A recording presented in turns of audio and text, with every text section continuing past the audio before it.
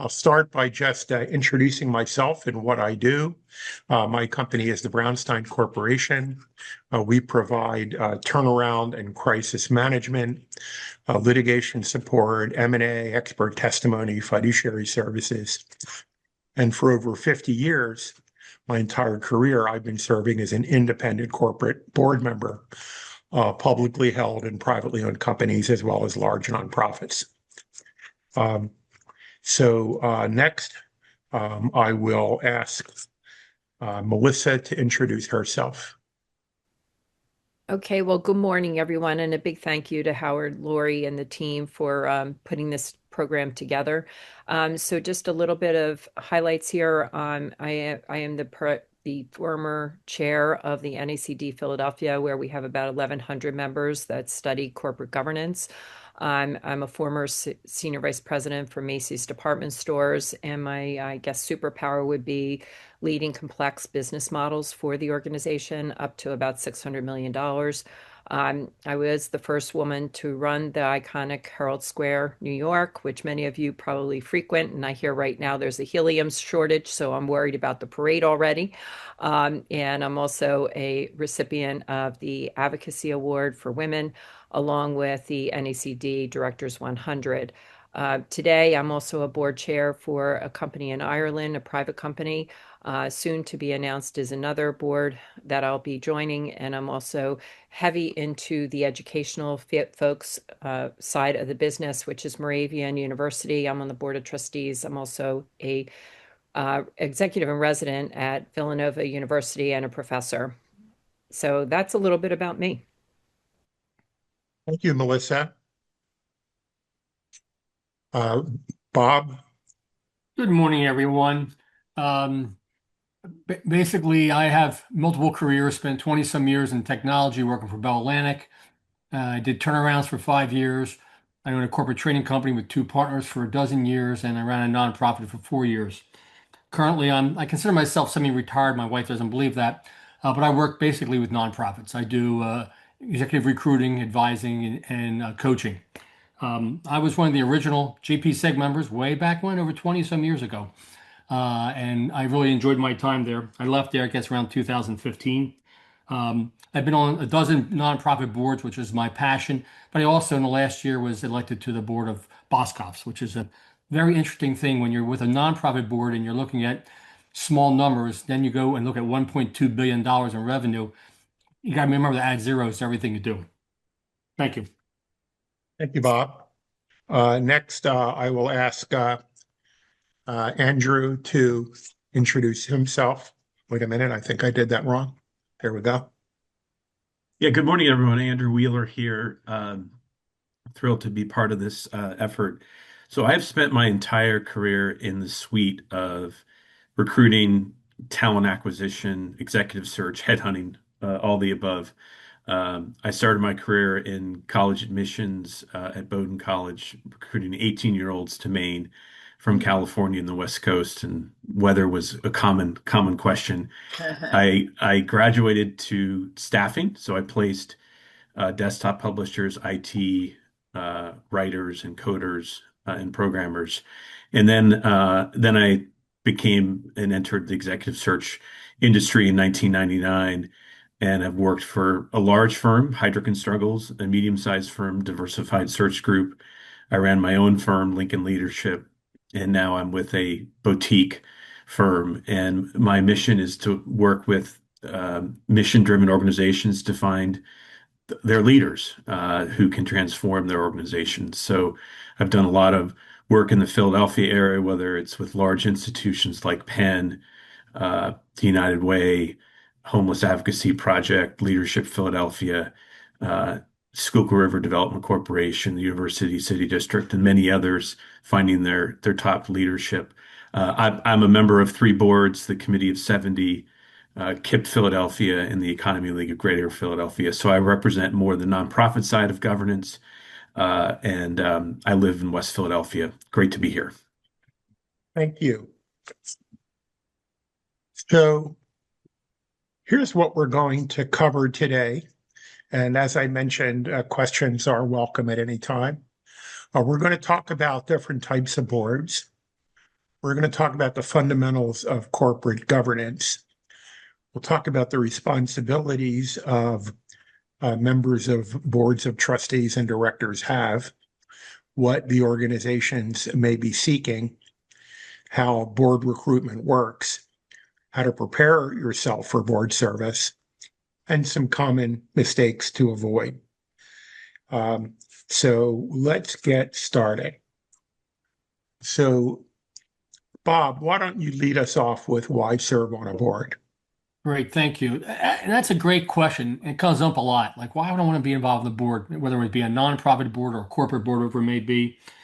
And in most cases, like a nonprofit, you're going to give back to the causes you really care about, whether it's helping homeless or helping people with cancer or whatever it may be. So you can make a difference. And when you look at it, and I advise folks, your leadership skills get involved. You start running, you become a committee chair, and maybe someday become a board chair. And you also have to work with different people. And in today's world, when people get involved with boards, you got a lot of different, 12, 13, 15. I know at Surrey Services where I ran, I had 23 board members. So you learn team building skills pretty much. You get to grow your network. And that's important. I think networking is such a skill that people don't realize it. And when you get involved with the boards, you get to meet a lot of different people with different backgrounds. And I think it's important for your career and also personally getting that network increased in size and in terms of diversity. Strategically, you learn a lot of different things. I mentioned to you I'm on Boscov's firm. I didn't know anything about retail. I'm learning a lot. I'm learning how they plan and their strategic vision. I'm used to technology. I'm used to nonprofits. So you learn different things. And also, down the line, it prepares you for maybe future board opportunities that you may want to do. And when you look at it, one of the things I think the most important thing you do is it makes you feel like you're making a difference. And some of us sometimes in our career didn't feel that way. And team, I'm going to ask you folks to jump in. Howard, Melissa, Andrew, you want to jump in and add to that? Why serve on a board? Yeah, let's each maybe add some comments. I'll ask Melissa to go first. Yeah, I'd love to jump in here because I think one of the beauties of these kinds of conversations is also to share some of our own history, and some examples. And when I stepped away from Macy's after a 35 plus year career, I wasn't sure where I was going to go, what I was going to do. I knew I wanted to continue and push forward my creative side and strategic side of what I knew, and where could I place a bet on adding value. This is where I placed my bet, but why serve on the board for me was placing the bet on where my skills could translate and where I could make a difference. The other thing is I did want to have another phase of my career and also a job. This is a job. I just want to say that quickly on. Being part of a for-profit board is a position that you'll see more as we go forward. But for me, it was really expanding myself, testing myself, getting out of my comfort zone, and really looking at a board as an opportunity to pay it forward. Thank you. Andrew, how about you? Yeah. So I've been a member of the KIPP Philadelphia Board, which is a collection of charter schools here in Philadelphia. It's about a $90 million enterprise. And the chair of the board came to me and said, "Hey, would you like to be chair of the audit committee?" Uh, and mind you, I minored in economics, but I do CFO searches, but I've never been on finance committee in a tertiary kind of activity. So I've learned a lot about audit findings. We have no findings at committees at KIPP Philadelphia, but learned a lot with the auditor, who's a charter school expert. So I think this whole idea that Bob mentioned, skill building, is really, really important, um, and challenging yourself, and taking on something that might be out of your comfort zone. So that's a benefit to showing up. Howard? You. Uh, so I was in grad school. I was 21 years old, and the university's bookstore was a small department store. You could buy your books, but you could buy furniture, clothing, televisions. 5 miles down the road was another university with its version of the same store. And the whole thing was run as a cooperative. If they made money, they were supposed to rebate it to the faculty and students who were the members. And I heard that the board was faculty and students. So I stood outside the gym, collected signatures, and got on the board. And what an education. The rebate to the members was vanishing, and we had to change management. There was a nut on the board claiming that some of the garments we sold had been produced by slave labor. Totally false. And I'm sitting next to a professor who taught corporate governance in the law school of the university. And I learned how to be on a board at his feet. And I've been doing it ever since. It's really a great experience because you may be used to being the manager or the president or the person in charge, but on a board, you're just one of a group and you have one vote, you have one voice, and you learn different skills about how to present, how to convince, how to compromise. And so it's a great experience. And since that experience more than 50 years ago, I've been serving on boards ever since. Public companies, private companies, large nonprofits. So I encourage people to consider serving on boards. You can enhance your career, both while you're at your current job and after you stop working full time. Board search may take a while, so give yourself a long runway to do it. If you're doing professional services, you can certainly use it as a way to expand your network, but avoid any conflicts. You're not there to sell. You can give back to the community if you're on the board of a nonprofit. I've chaired the board of a United Way agency. I'm on a nonprofit board right now that's in 15 states and has, something like 10,000 employees. And there is compensation to be made for-profit boards, sometimes stock sharing. And there is even a very slow trend among the largest nonprofits to compensate board members. If you do that, you don't get immunity under state law for violations of the duty of care, but most large nonprofits have D&O insurance anyway. So that's my story. Let me ask Bob to continue. Talk to us about the types of boards. So people don't realize that there is a lot of different types, and I've been fortunate in my career to serve on all four. So you have your nonprofits, which there's a lot of them, and I'll do a little quiz here. Write on a piece of paper how many nonprofits you think there are in the Philly region.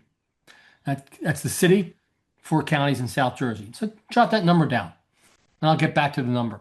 Nonprofit boards are basically one where you don't get paid, you can work really hard, and there are lots of committees involved, and they range from A to Z in terms of the what they serve and the different missions. Your corporate boards, which is basically business, and you get paid for those. They're very attractive. They're tough to get. And in most cases, what you're doing is you're working on a strategic vision of that organization. Much different than a nonprofit board, or a nonprofit board, you really roll your sleeves up. Advisory boards, basically, I tie 2 types of people in advisory boards. One is a board member who's been there a long time, they move off the advisory board. Other is you bring somebody in who has really great background. They don't want to serve on a board, but you want them there for advice. And your executive board, that's made up of folks in the board, usually the board chair, the vice chair, the treasurer, and the secretary, maybe 1 or 2 other folks. So go back to that nonprofit. As of January, in the Philly region, there are 57,000 nonprofits. And I have the website, you can go on and look at that. You can break it down to the zip code. So think about that. 57,000 nonprofits serving our region all have boards. So you're talking a lot of nonprofits ranging from size to 100,000 to University of Penn. So there's lots of opportunities for people to get involved in boards. Um, let's see, who else would like to add to that? Howard, what do you think? Want to jump on that in terms of types of boards? Well, what I would tell you is that if you're talking about a board that provides governance, that is not just advising, then you have fiduciary duties, which we're going to talk about in greater detail. And the laws are largely identical for profit and nonprofit boards. All that may be different is if it's a small nonprofit that just raises money and gives it away, has no employees, has no operations, well, then there's not a lot to govern. One of my nonprofit boards has over 15,000 employees and operates in 14 states. We need real governance. And a mistake a lot of nonprofit boards make is they honor their donors by putting them on the board, even if they have no interest in governance or no knowledge of governance.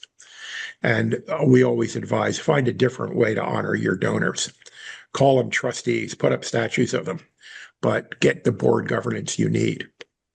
But board governance can be a great adjunct to your career, both while you're actively working, as well as to preparing for when you're not going to work any further. Melissa, any comments? Yeah, I have quite a few. So thank you, Howard. So here's a couple things to think about. When folks will often say, because I do a lot of career counseling, especially those that are in transition of careers, and when people say to me, does nonprofit make a difference in me getting a for-profit role? It does. People will say no, but if you are with one, like Howard just said, that has a corporate governance structure built into their nonprofit, you will learn and you will adapt to some of the decision making that some of your peer groups are making, but you'll also stand apart in terms of getting, some of your sea legs and some of that practicing that will take you into the corporate world if you decide to move in that direction. The nonprofit space, I've been on over 10 nonprofits, and they've ranged also. So bear that in mind. You can go from the higher eds and meds, which Penn was just quoted. So I'll quote that one. Jefferson Health System, if you're in the Philadelphia marketplace, could be, MD Anderson, if you're in Texas. But the whole idea here is to pick where your passion is so that you know that the time you will spend, which is heavy. Second is that there usually is a give and get. So keep that in mind. On nonprofits, you're usually writing a check. If it is for a nonprofit, you might be getting sponsorship. There may be a different way to look at it in terms of your contribution, but there is a contribution that usually comes with nonprofits. And initially, I wasn't prepared for that. So I'm just sharing that with the group.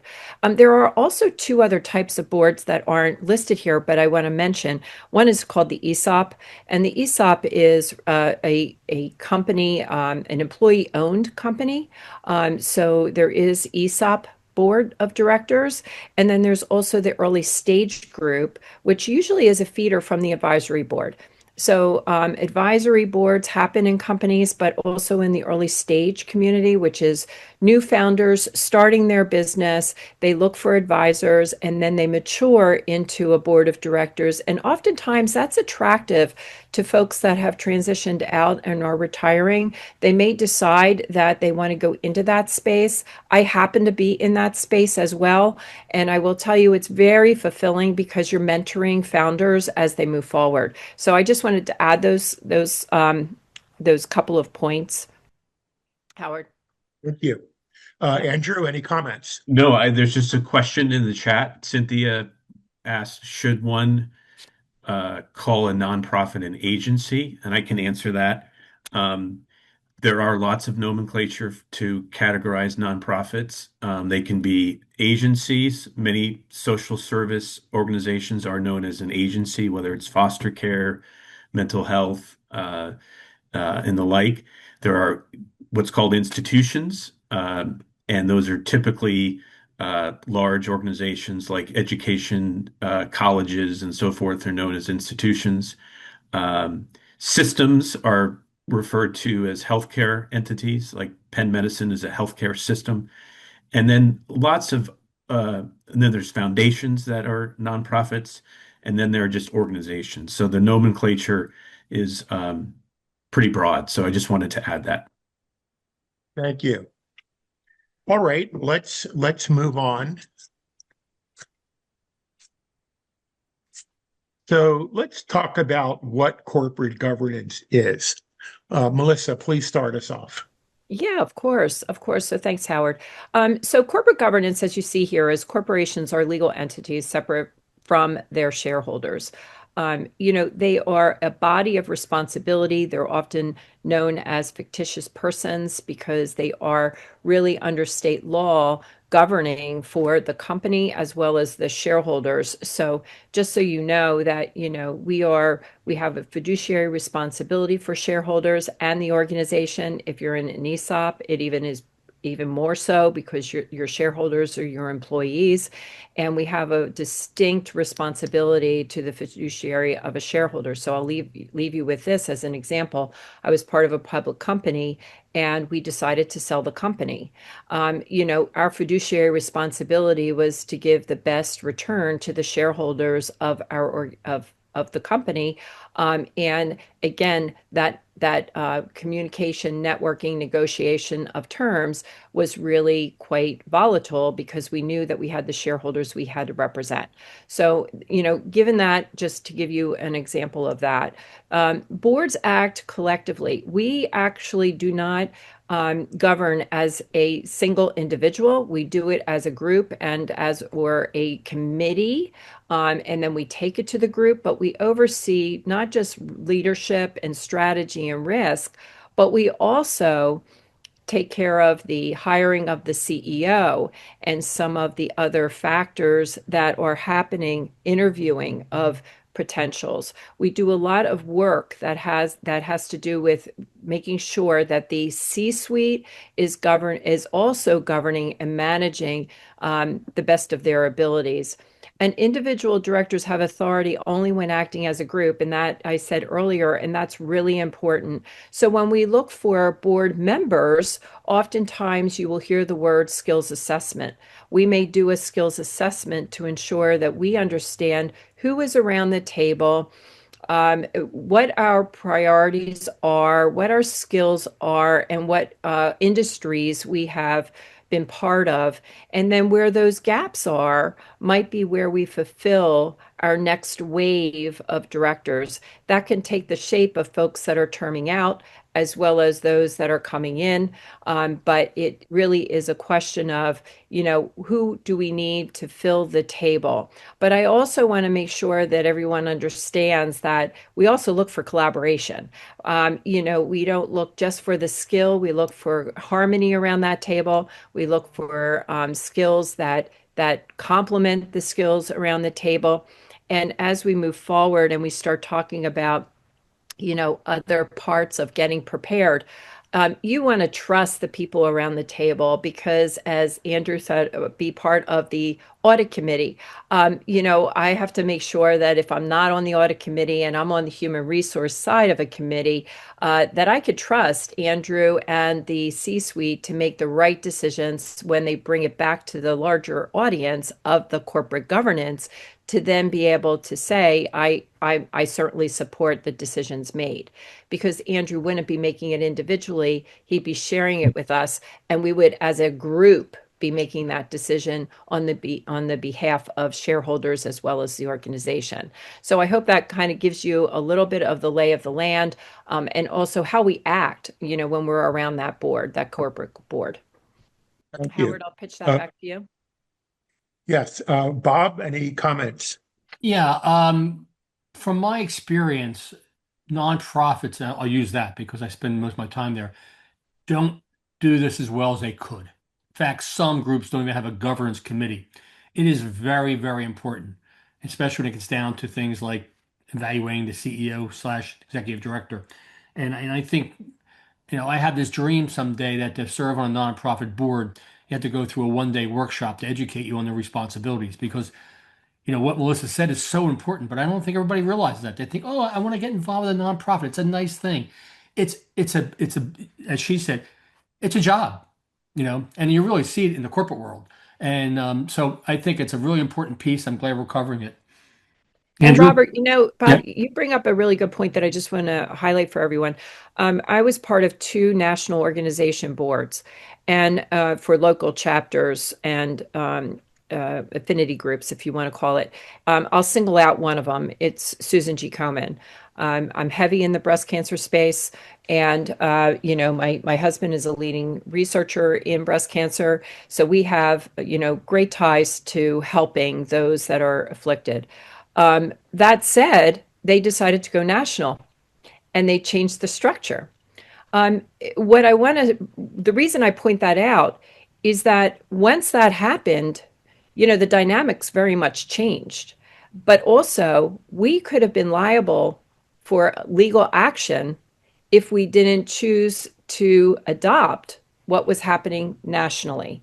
So what Bob just said is critically important that, there are many, many 57,000, nonprofits. What you want to ask, okay, so because I think this is really helpful for everyone that's on the call, if you are going into the nonprofit world, ask what their D&O insurance is. Ask what if they have any liabilities or any legal action being taken on their organization, and ask whether they expect that it will become a national organization and dissolve a local chapter, because those questions are important to you as not just a governing body, but as a member of that body. I hope that helps a little Thank you. bit Yeah, too. thank you. Yeah, thank you, Melissa. And we're going to cover D&O in greater detail.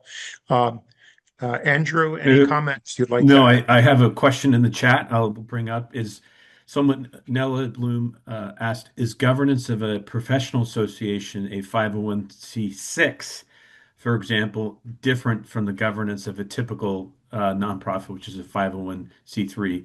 Those are from the tax code, and there are some similarities and differences. The similarities, of course, is it's all about the mission, and there's fiduciary duties of care and loyalty. But the 501(c) governance is different in that these associations typically serve members who often have formal voting rights and can elect board members, and they may have the ability to amend bylaws. Um, Association members are often composed of elected board members from professions or industries themselves, which means the board's made up of peers, not independent outside directors typically. Um, 501(c)(3) has very strict limits on lobbying. In contrast, 501(c)(3) C6 has lobbying as a significant purpose. 501(c)(6) organizations have members that pay dues and expect direct value in return. So there are some material differences. Uh, in terms of structure of the organization and nuance on governance. Now, I hope that's helpful. Okay, thank you. Any other comments, or shall we move on? So let's talk about legal duties. Andrew, why don't you start us off? Yeah, so there are three common law fiduciary duties, and these are essential for you to understand when you consider a corporate or nonprofit board. The first is duty of care, act with reasonable diligence. What duty of care is: show up, be prepared, be engaged. Um, and that's reading materials, asking questions, attending committee members' meetings, as well as board board meetings. Um, make a decision as any prudent person would. Uh, and trustees and directors need to stay informed. You can't use ignorance, and I didn't know or I wasn't prepared as a defense. So that's duty of care. Duty of loyalty is, as it would suggest, you're putting the organization first, avoiding any conflicts of interest. Any good board has a conflict of interest policy that you have to review and sign, and you have to reveal any conflicts of interest that you might have that are material. Uh, Never use your board position for personal gain.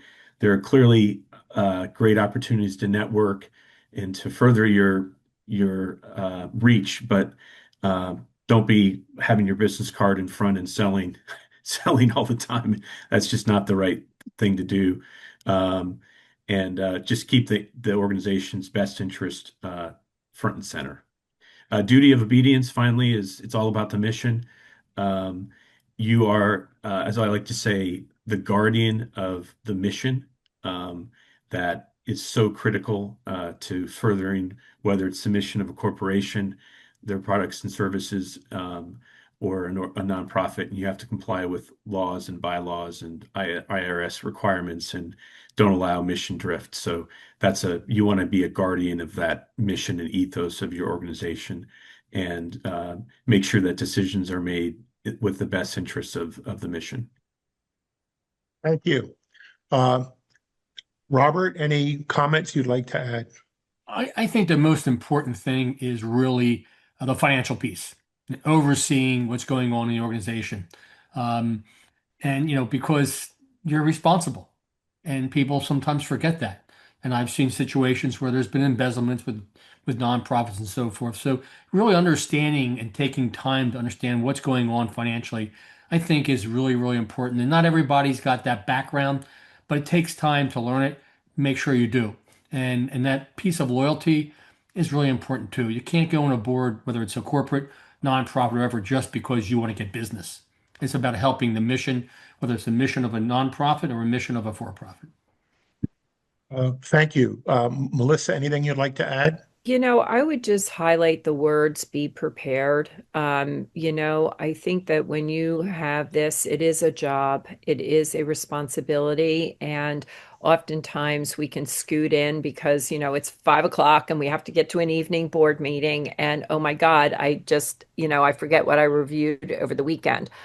Make sure that you're allocating enough time, and be prepared because these are important decisions you'll be making.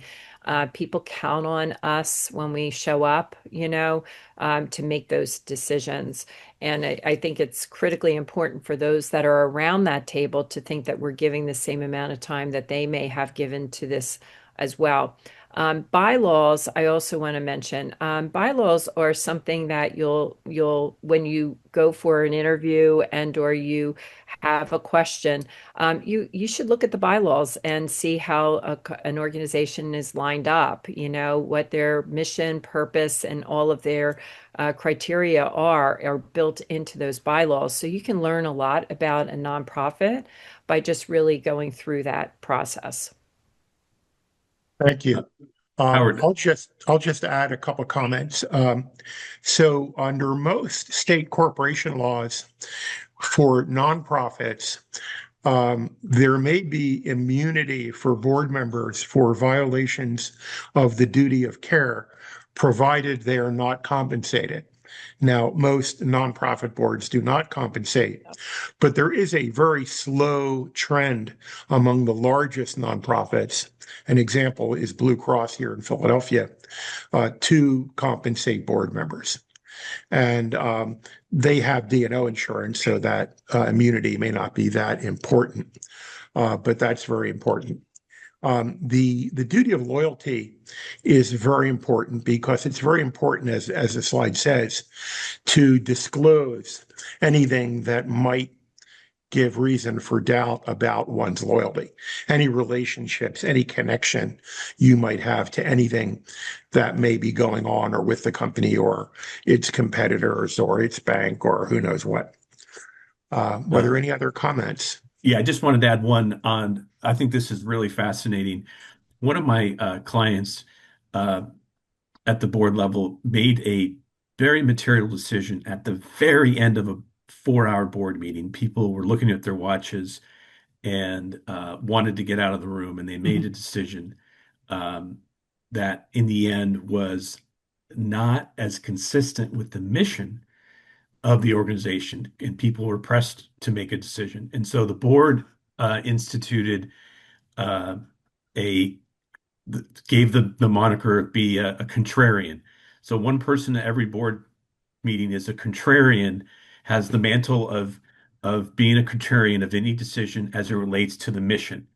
And that person can really challenge the board on decision making as it relates to the mission, and they're given a sort of the authority to raise the voice and to do that. So I thought that was very interesting that that board made that nuance. Thank you. And Andrew, I understand that you're continuing to monitor the chat to see if we have Yes. any questions. Yeah. All right, let's move on. So let's talk about the board's role. And a phrase you often hear is noses in, fingers out. And what that means is that the board is intended to have their noses in, to interest themselves in everything going on with the company and everything they need to know to exercise effective governance, but not to do anything on behalf of the company themselves. Because if they are doing, then who's overseeing them? And that's very important. Now, there are sometimes an occasion where you need a board member to do something. And on those occasions, it's very important to record that in the board minutes, exactly what it is they've been asked to do, for how long. That board member should not then be involved in approving that or evaluating that as a board member. It may be helpful for them to recuse themselves while it's discussed, but it's not required. But that fundamental overseeing, not doing, is an important distinction. Among the things the board fundamentally oversees is the organization's strategy. What business is it in? How does it intend to operate to make money? The board is the hiring party of the CEO and all the other officers. So overseeing them, their performance, their goals, their compensation are all matters of direct responsibility for the board. There is a responsibility for financial stewardship. How is the organization performing financially? How are its financial strength and ability to withstand anything unexpected? The oversight of risk management is very important. Each area of activity of the company is often assigned to a board committee for a deeper dive. And the oversight of risk management is often parked by default with the audit committee. And there's nothing inherently wrong with that. But I've written about this and I've raised the question, what if the audit committee's plate is already full? What if they are not the individual board members who might be most qualified to do a deeper dive into risk management? And interestingly, financial institutions like banks, their boards are required to have a separate risk committee. So I'm a big advocate of a separate risk committee and not to park it automatically with the audit committee. It really gives a committee of the board an obligation and an opportunity to do a much deeper dive into all the risks the company may be facing, especially when there are any changes. Is the company growing? Is it changing its business? Is it doing any acquisitions? These will all affect the risks involved. But even if the company doesn't change anything, the risks still change. Risks increase or decrease in intensity and importance. New risks arise. It's a very important area of board oversight. Succession planning is important, just as they hire those officers I mentioned. They're responsible for overseeing who is going to take their place when they retire, or if someone gets sick or dies, or has to be removed if they're not performing well. And then for nonprofits, boards are often involved, not always, but often involved with fundraising. And as you heard it mentioned earlier in the presentation, for nonprofit board members, there is often a give or get requirement. That means you have to give that much as a minimum or raise it or some combination thereof. Now, not all nonprofits are like that, The nonprofit that's very large that I mentioned, whose board I'm on, has no such requirement. We're just too big. We're something like a $700 or $800 million corporation. We focus on our governance. But I also chaired the board of a United Way agency, and our requirement was simply that all the board members be donors to United Way, but there was no minimum. It could be $1. We just wanted to be able to say that 100% of the board were donors to United Way, period. So every board can figure out how they want to do that. But it's very important that you know going in on a nonprofit board what the requirement is going to be. Now, you've already heard it said that the board acts as a group. So typically the board members have no authority other than acting as a group. Now, they each have the right to know things, to see things, to ask about things, but they may have to ask through the board. And then the board decides how best to get the information that is requested. You typically have accountability in a for-profit board owed to the shareholders as a group. So you do not favor those shareholders who voted for you, who introduced you, with whom you're friendly. You have to look out for all the shareholders.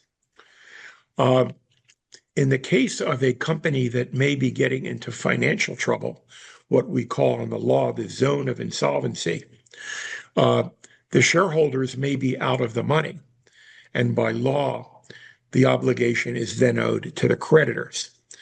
Now, it really doesn't change anything because at all times the obligation is owed to the company. And it's simply a matter of what the interests are of the shareholders or the creditors in any given company. But you do hear about that. There is a movement in the governance world toward more accommodation for ESG components, environmental, social, and governance. That is, things that may be of importance to the company, but may not be directly involved with profitability. And again, as long as it's for the good of the company, it's fair game. That doesn't mean it's a requirement. It really depends on the company. These fiduciary duties operate under state law. There is no federal corporation. You have publicly traded companies that are subject to an overlay of regulatory compliance from the SEC, possibly from a stock exchange. But the fundamental duties are from state law. And there is liability, potentially, for failure to fulfill those duties, as well as reputational risk. So let me pause there, ask Melissa for any comments. So, Howard, you just did such a thorough overview of this. What I would add to the group is maybe an example that risk management and committee of risk, which Howard brings up, I want to just maybe amplify on that. We just walked through COVID, right, in 2020, 2021, and this is where risk became a really high button topic of putting together. There was a lot of noses in and a lot of fingers in, versus fingers out and nose out. But what I want to share with you there is that a lot of organizations started to go into this risk committee effort post-COVID so that they would continue to understand what their risk factors were, not just from a company standpoint, but from an external standpoint, and to ensure that they were, working in that behalf. So when we talk about risk, there's another piece of risk. There's obviously these things that are happening geopolitically, and then you have also technology. AI, you hear AI, but what is the risk of AI within your own organization? that falls under that committee. While technology is always a hot button topic, you definitely want to make sure that if you're talking to a board about a board role, that you see risk as part of it. I will give you an example. I went to help a board who wanted me to understand, just see their organizational structure and see where the gaps were. And the gap was it was a company that should have had risk at its number one as opposed to number three. In fact, this organization didn't have risk at all as a committee or focus. And it was a company that should have had that as their premier focus. That's what you want to find out. You want to, as a board candidate, be looking at the company, looking at how they have it laid out, and most importantly, where do you see any gaps that you can ask them about to make sure that they do have covered and that you are protected under that. So I just want to bring forward the risk. And then when we talk about succession planning, our role on the for-profit as well as nonprofit is to ensure that we know what's going on with the CEO and where we see that turnover happening, whether it's a year down the road, if it was urgent. I have a colleague that was in the for-profit board, and overnight, their CEO, God bless, died. And they did not have a backup plan on their succession plan. So that's a most extreme example, but it's an example that happens. So we as a board, have to mobilize and decide what's going to be the best for shareholders, the organization, both internal and external. And that succession planning is an ongoing process. But our role as a board director is really to make sure that we have the right CEO at all times governing, the organization. Thank you. Bob, anything you'd like to add? One quick thing, and all great was discussed, but one of the things not here is no matter what board you're on, for profit, nonprofit, you should be an evangelist. You should be talking about what the organization does in your social media, whether it's LinkedIn or Facebook. And this is where you can make a difference. And that's going out and doing talks, whether it's going to a synagogue or a church or a Rotary, really talking about what your organization does, because 12, 24 board members could really make a difference. So other than that, I think we covered a lot of stuff. Yeah. Andrew, how about you? Nope, I'm the chat whisperer, so I think these are really good questions I want to share. Um, a corollary to risk management and financial stewardship, this is from Glenn, is close oversight and approval of all insurance. High cost, but critical for protecting the organization. As a corporate officer, I always want a direction from the board on the appropriate level of insurance. Curious for the corporate board members, what Melissa, I see you smiling. Did you get into that? Have you had experience with that? Um, I'm going to hope that I answer this, Andrew. So, and again, Chatham House rules here. I was on a public board and we had two activists at the same time. And I, as a board member, didn't expect that we would have that level of scrutiny happening and that we would have that level of activity and it would be colliding at the same time as trying to sell the company. I mean, there was everything that you could throw into a kitchen sink, happened at the same time. So the amount of D&O insurance that's required in order to ensure that me as a person, company as a company, etc., is critically important. So when we ask about the level, I think it varies by organization. It varies by what you anticipate is going to be in your future decisions.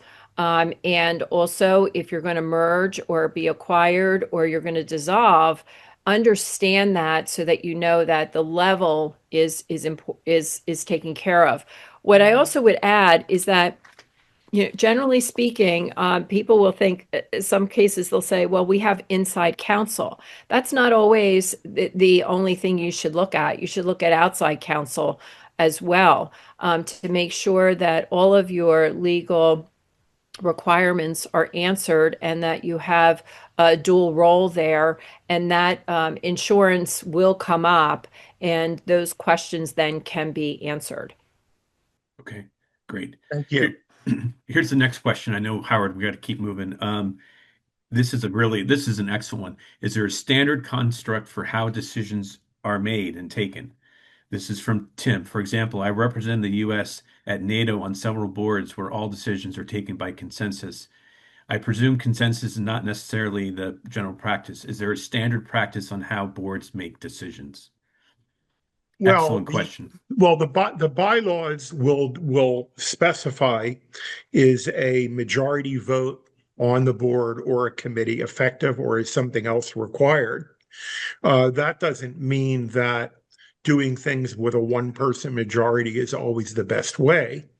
If there's a sizable number of people who dissent on the board, then maybe it needs a deeper dive, because that could be an indication of an issue. Um, but the bylaws give you the roadmap for how to get decisions made and what is required to make a decision. So that gives you the form, but the substance may be broader. Andrew, Uh, that's a really good point, and question. And the way I would also add to that is, you know, you are put on a board to have your point of view and bring your expertise. If you, in fact, decide that you are not, aligned with your peer group, a quorum generally is what is needed for the vote here. So having the quorum is necessary, but you complying with everyone, if you don't see it that way, the quorum really rules it, right? So you can still have your voice at the table. You can still be voted in terms of how you see your vote, and hopefully be able to move forward, with the final decision that's best for the organization. all right, well, let's keep moving on. Melissa, why don't you Okay. cover this slide, please? Yep, we are going to go very quickly because this is really about you as a board director and the executive director and or the staff. And our focus is really the vision, the strategy, and the governance. Again, much of what the line that Howard used, I'd use again: noses in, fingers out. We are really the ones that are bringing our institutional knowledge, and we're working towards that. And then the executive director and the staff is really on the day-to-day operation and the programs. From an authority standpoint, we approve major decisions. That's what we do. And the staff implements the board decisions. And I'm saying that when we're talking about executive director and staff, think of it as the nonprofit, but also from a corporate structure, same, okay? When we talk about the hiring, we hire and fire executive directors only. If I look at this in a corporate perspective, that is the CEO. Okay, so we are very much in tune with where the CEO is headed. And then the hiring and the manager of staff is all done by the staff. Financials, we approve the budgets. We monitor performances. There's plenty of dashboards, key metrics, everything that we all use, whether nonprofit and or for profit, in order to make sure that we're making the right fiduciary decisions. And also the executive director and or in a for-profit corporate space, they manage those budgets, upon the approval. And if they feel that they're missing something on the way, that's why we have great committees as well as corporate meetings so that we can refarkle that or pivot. Accountability, we are very accountable in the for-profit space to the public, to the public and legal regulators. You heard Howard talk about SEC. I would even say Glass Lewis is in that group. There's a number of entities that give us information and keep us honest to the decisions we make and keep us in our lanes. And then when we talk about the board of directors, to the board of trustees, that is really the executive director and the staff feed into us. And then we ensure that from a legal ramification that we are aligned with what we need to do. When we talk about timing, we are part-timers.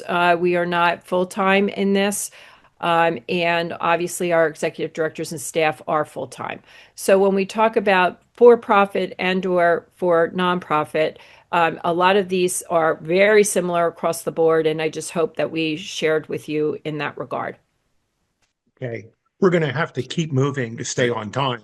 I have a Uh, question in the chat, Howard, that's kind of relevant. okay, Can I go quickly? go ahead. What determines how many subcommittees exist? Is this stipulated in the bylaws? Is there a difference on how many committees function in a nonprofit versus for-profit?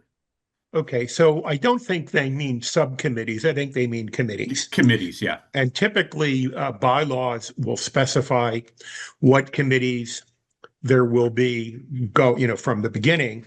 But typically, bylaws do give the board the right to form additional committees, either temporarily or permanently, as desired. It really depends on the bylaws.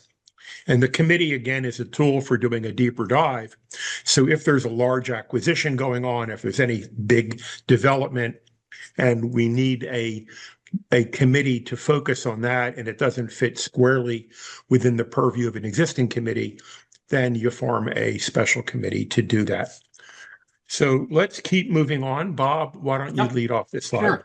One thing I want to say before we jump on this slide is one of the most important things to remember is, and I've seen it happen, the board must keep within their world of responsibility and not creep into the operations. And I've seen it so many times where that has gone south and the ED quits or the board. So you have to remember your lane. So that slide is very important that we did before. In terms of serving, yeah, going to meetings, not a whole lot. 4 to 12, I'd say that's probably the most you're ever going to see is 12. You really want to be at all the board meetings and usually 4 to 6 a year. Get involved in a committee in something that you really like. The question about how many committees, and they're the ones you normally see. Finance, audit, nominating, governance, fundraising, program. Sometimes there's an operations committee or a volunteer committee, but they're usually 1 hour at the most time, and they're all usually today, they're all through Zoom. Financial giving. I have a hard time where people don't feel they should give because they're volunteering time. I had a client, I gave a talk on the boards. There was a board member who was there for 20 plus years, never gave a dollar. And when I finished my talk about how you should be involved, he quit the next day. So whether it's $1 or $5,000, you want to get involved because why would a donor give you a check if you can't give a check?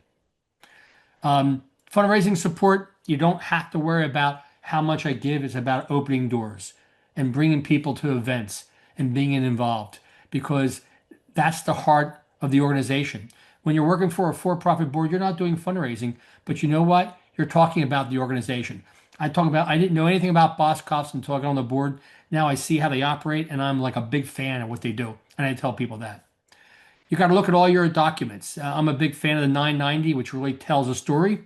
It can be a marketing tool, but you want to really look at things like the budget and the CEO performance. I was somebody this week, they've been at ED for 2 years, they haven't had a review. Shouldn't happen. And then term limits. I'm a guy, that's why I've been on 12 boards. I serve 2 terms, I move on. 6 years, that's it. So a lot of people have been on the board for 10, 15 years. I'm not a fan of that. So understand there are some requirements. Melissa, you want to add to the requirements? Yeah, I think. Go ahead, but let me do that, Bob, because we got to stay on time. Okay. Go ahead, Melissa. 2 things. One is I would say pick the committee you really are passionate about, but finance and audit is one that might be out of your comfort zone. You might learn a lot about it to bring you forward into the for-profit world. Term limits, I'm a huge fan of what Bob said. Turn off when you think it's the right time to allow someone else to take that seat. That's what I would add to this slide. Thanks, Bob. Thank you. Okay, let's move on, and I'll ask Andrew to be brief, Yep. talk about the commitment. Yeah, I mean, this is 30 seconds. I mean, you got to show up. We've talked about this before. 5 to 10 hours a month, average time commitment from prep, meetings, going to events. If you're part of a nonprofit board that might have receptions and other events that you want to go. Typical board terms, 3 years. Some nonprofits don't have term limits, which is not a good best practice. I completely agree with my colleagues that there needs to be term limits, and then you got to give, as Bob indicated. So show up is the main message here, Howard. Got it. All right. So board membership is one of those paradoxical things that you can't do till you've done it, because the first question you get asked is, have you ever been on a board? So we're going to talk about how do you get started if you would like to become active in boards. Uh, so as you've heard, board service is a process. It's not an event. It's an ongoing thing you do. Um, Typically, board opportunities arise through relationships, although there are recruiting firms involved in some board opportunities. You want to start building your board profile, a document which describes you and your background in terms that would be of interest to a board. How does what you have done and what you have learned relate to what boards do? And you might progress. You might be a non-board member, committee member. I have seen some nonprofits do that. You might start on a nonprofit board and then build and be on a private company board and a public company board. But there's no one way only to do it. And one of my first boards was a public company board of a small company, but it was quite an experience. So again, to keep us on time, let me ask Melissa to talk Sure. about preparing for your board search. Sure. So, and this is something that, I've been through. So, know that it comes from experience. And what I would say is from the previous slide that Howard showed is just get started. I mean, that's really the key thing is just making sure that you move forward and you get started. And the number one thing you want to think about is assessing your own value. What has been your leadership experience? Where is your superpower? What is your functional experience? That's different. Leadership is soft skills, functioning is operational skills. Industry knowledge. If you're in a specific industry, I would also suggest that you might be in the industry, but how does that translate into other industries? Bob just showed that he's now in retail. He came from a very different world and now he applied his skills into the retail world. Community connections are critical. I'd also add here is network. So what does your network look like? How do you tap into your network? How do you communicate with your network, whether community and or professional? Critically important. When we talk about building governance knowledge, I'm just going to say really one thing, and it's called NACD. You really want to be current on what is and up to date on what's happening in board governance in order for you to share that knowledge, but more importantly, be ready and show up at the table prepared. So board governance, whether you decide that it's an NACD, which is National Association of Corporate Directors, whether it be a different organization, that could be the accounting organizations, the law organizations, there are plenty to tap into. We have the Drexel, Gupta governance. So you can pick where you want to get your education, but you definitely want to be able to show up with some level of currency and relevancy to topics. And board training is critically important at the board level. And many boards will do board training. They will do orientation. They may bring in a special speaker to talk about topics that the board has decided they need to learn more about. And that's very important. And lastly is the committee experience. Tap into those that to your left and to your right that are at the table. You may have the left that's in the finance piece. You can tap in and understand and have a side conversation about tell me what I need to know. These people have been selected to be around that table and generally are bringing the knowledge that you're looking to fill. Thank you. Uh-huh. Andrew, talk to us about the skills needed and how boards recruit new members. Yeah. So there's typically a nominating committee for corporate boards and nonprofit. And typically associated with that, they do a board matrix or an audit of the board members vis-a-vis what skills they currently have, what qualifications, and most importantly, what gaps they have. And they also look at when folks are going to cycle off boards. So if the chair of the nominating committee knows that two people are going to roll off in the next 2 years, and that one of them's the chair of the finance committee and the other one's chair of compensation, they need to think about filling those needs and requirements. So this board audit assessment is typically best practice is done annually. From that, the nominating committee should write a job description or should write requirements for the position, and exactly the profile and background. Secondly, on this sheet, they either hire an executive search firm to work with them on this, and the firm would seek referrals and recommendations and the like, or the nominating committee of a nonprofit typically works their networks with other board members, with donors, funders, and others. Third is they'll interview candidates, ask about their backgrounds and skills. For a nonprofit board, again, it's really, really important to ask what is the giving requirement. I went on a board and I asked that question, and they said, "Give as your heart desires." Give as your heart desires. That's a good one. And I appreciated that, but I asked, "What is the average gift that a board member gives?" Because I wanted to do my part. So that's important to have that up front. I think the other thing is to have clarity, as Bob indicated, how many meetings a year, is that calendared up front? So you got to show up for meetings for both nonprofits and governance. So the the organization wants to get a sense of commitment of the candidate and your skill set and background. Fourth is, yep, due diligence.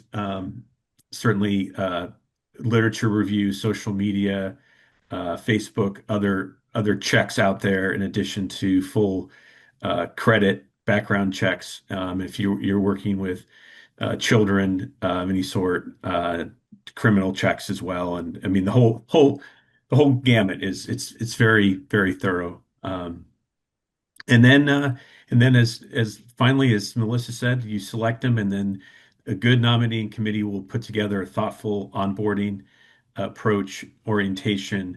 There should be a really nice materials about all your committees, what their charges are. You should get basically a couple versions of a board book in the past, so you can see what to expect in terms of materials. So it's pretty straightforward, but the nominating committee typically drives the recruitment. Thank you. All right, I'm going to ask Bob to be brief and talk about the board interview. Yeah, I mean it's like interviewing for a job. Basically why you want to get involved. What do you bring to the table? Really talk about, it's okay to be pompous about what you've done in your career and bring it to you. Now, you may not have governance experience, but if you have leadership experience, it's part of governance. So talk about that. Make sure you understand the committees and what you want to get involved with. Don't say, I don't have time. You want to get involved in a committee, whether it's finance or development, or whatever it may be. And then what can you give? I mean, how much time can you give? Don't be afraid to be honest. But if you can't do these things, don't get involved. And I think the next slide we'll talk a little about the questions you ask, but I think the most important thing to do is, why do you want to get involved? What is your passion? Just don't jump on a nonprofit board. It's got to be something that makes, like, for me, it's all about children. That's my passion. So that's why those boards I'm on. Right. So as Bob was saying, yeah, there are questions to ask before joining. Certainly you want to understand what the give or get requirement might be for a nonprofit board. You want to understand what the board culture is. How do they operate? How do they do things? What challenges might they be facing? And as well as what might be expected outside of board meetings. How much preparation are you going to need to do? How much is there to review, to prepare? The D&O insurance is very important. D&O insurance is written on what's called in the insurance business a claims-made basis. That means in order to have coverage, it must be enforced both whenever the alleged bad act occurred and whenever the claim is brought. But that could be years later within the statute of limitations. And it's not uncommon if a company gets into trouble financially, they can't pay their D&O insurance anymore. So the two things I recommend, one, have the D&O insurance reviewed by a broker who did not write it, because they'll have an incentive to find something wrong with it. And as long as you're dealing with an honest person who won't make things up, you may discover something. Number two, investigate whether putting in place a prepaid insurance tail is possible. An insurance tail is a separate policy that covers nothing that happens after today, but everything that happened until today for a further period of years. So that if ever the company should get into trouble and can't pay its D&O, it will have that coverage for everything that covered until then. And of the board members at that point may be departing. Now, getting on a board is like getting on a train, but the train is not stopping. You're getting on a moving train in that the moment you're on the train, you're as liable legally as people who've been on it for years. Well, how's that possible? The answer is onboarding. That preferably you have some period of time from when you accept the board role to when you actually join to be involved in an onboarding process. And what that looks like will be dependent on how much you already do or do not know about the company and its industry. The components of that can be thoroughly understanding the company and what they're about, learning all about their history, financial and otherwise, meeting the key officers, doing site visits, learning about the industry, maybe attend an industry function, certainly read as much as you can, and just build those relationships, meet the other board members. Now, that's a lot. And if you're asked to join a board tomorrow, you don't have time to do all that. Then do it as soon as possible, because you're already being held to an impossibly high standard, which, if you haven't had time to onboard, will be very hard to meet. Let me ask Melissa to cover common mistakes new board members make. Yeah, I would love to do that. And thank you for that. And for the onboarding, I would say insist on that. You may go to a company and or a nonprofit that doesn't have that. And in order for you to be as effective as possible and make your right decisions for yourselves, make sure you're insisting that there's some level of onboarding or create it on your own. Common mistakes. Confusing governance with management, it goes back to the, nose in, fingers out, really just ensuring that you are the overseer. You're really not getting in the weeds to do what management is charged to do. Not preparing for meetings, obviously. There's a lot of commitments on everybody's, agendas and schedules, but we definitely have to carve out the time to be prepared. What does that look like? For me, you can look like 5 to 8 hours, maybe longer, depending on whether I'm nonprofit and or for-profit. So keep that in mind. Some decks will come to you on system. And if you're out of the area, you want to make sure that you have, again, available data and certainly service to be able to prepare. Failing to participate in the fundraising, it's a give and get. Just make sure that if it's a $5,000, commitment, then is the give and the get. What's your plan? What are you coming together to make sure that that becomes whole? And if you fail at that, is it time for you to step off the board, and or what changes will you put into practice? And be upfront about that. Pursuing personal agendas, obviously that was covered by Howard, and then remaining silent when questions should be asked. We're there because of, what we bring of our knowledge. People don't expect us to be silent, especially in the for-profit.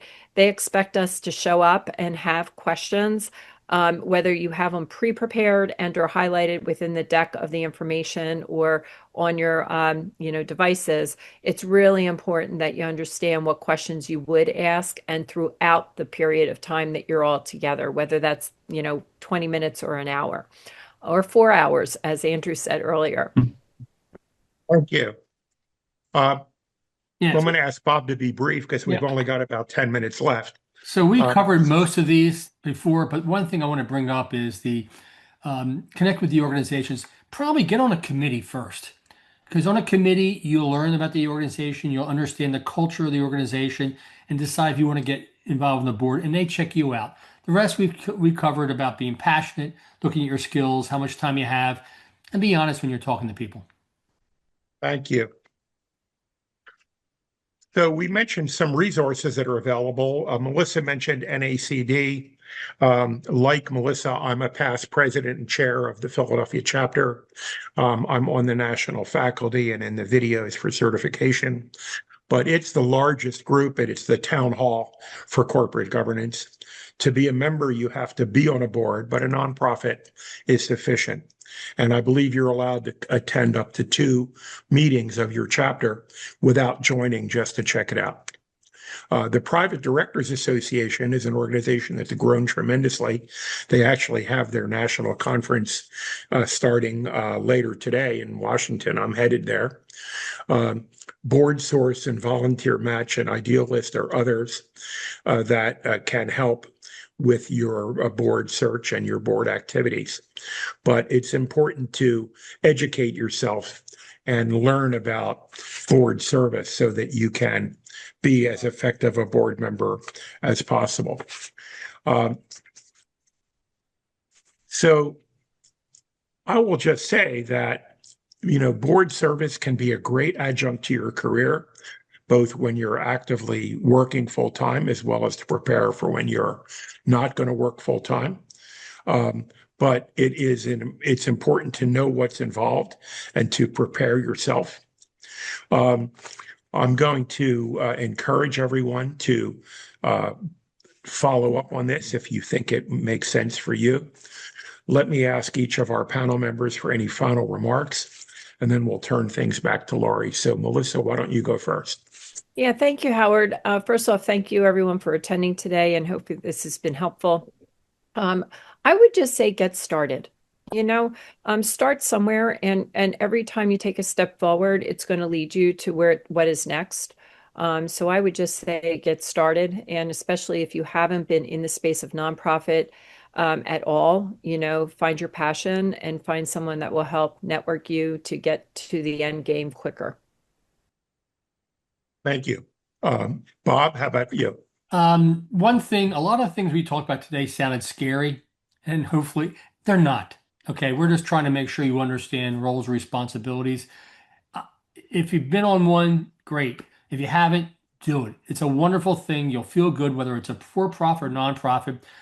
And you guys have my contact info. I help people get on boards all the time. Feel free to reach out. Thank you. Andrew, any final comments as well as anything that's in the chat? Nothing in the chat except thank you from folks. Want to thank everyone for their participation and good questions. I think, to use Bob's characterization, we all have passions. Actualize that passion with board service, and you'll never look back. Thank you. All right. Well, I want to thank everyone. I'm going to turn it back to Lori Rosenthal. Thank you, Howard. If you'll please stop sharing so we can put up our upcoming events, that would be fantastic. Beacon is a national community of senior-level business leaders committed to sharing, helping, and learning. To find out more, go to beaconforlife.org.